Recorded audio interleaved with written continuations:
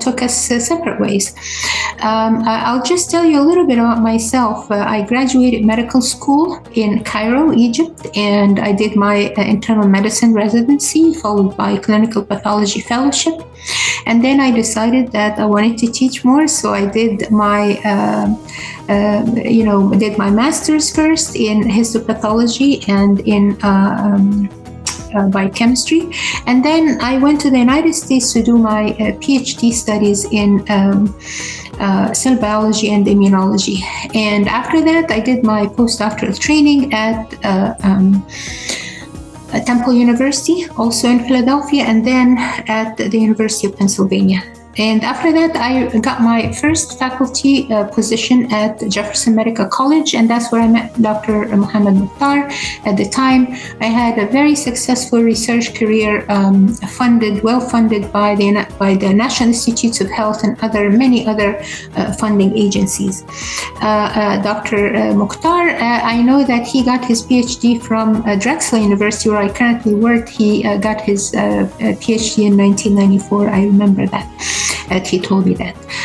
He is a great leader for the university, and he's lucky to bring all these international, interests into the university. I would like to talk to you briefly during that journey that I was talking to you about, how important it is to develop skills. As you know, from that very brief summary of my career, as you saw, it's a journey of learning. It's non-stop learning and developing my clinical skills, my teaching skills, and my research skills non-stop. You see anyone and you learn from them. I'm always very keen to develop my skills, and as you saw, I got my master's in after medical school. You think you're finished? No, you get medical. I got master's in to be able to teach the material and learn it very well, and then I get a PhD to do research and become good at it. And then after I started teaching, I went and I got a master's in medical education leadership, and I learned how to do curriculum design and how to write good exam questions. There's so much to learn every day.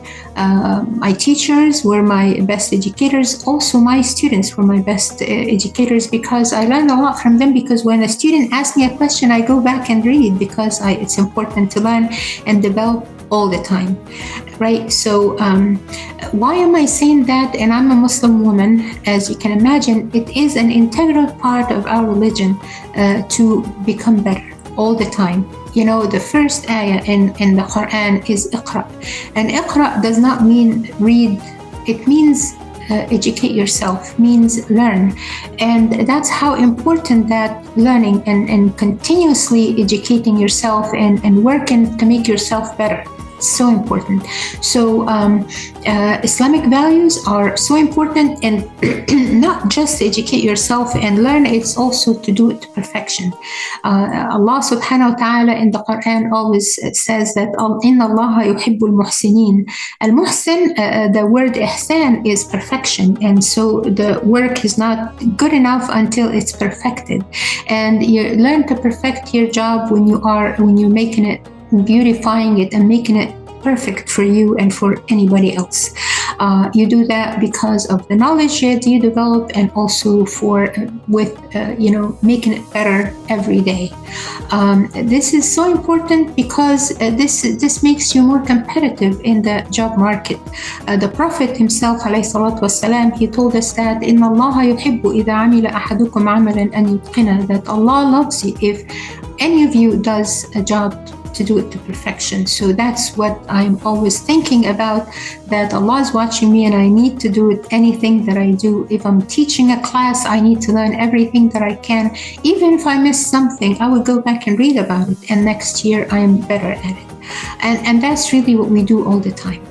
Right. So on this day, the message from me to you and to the entire youth of the world is to acquire skills, and we need that specifically in the Muslim world, because we think that maybe jobs and stuff for men, but actually women constitute 50% of of the work, and it doesn't matter what you do, it matters how you perfect it. Your value is what you do very well, and that's perfection and ihsan.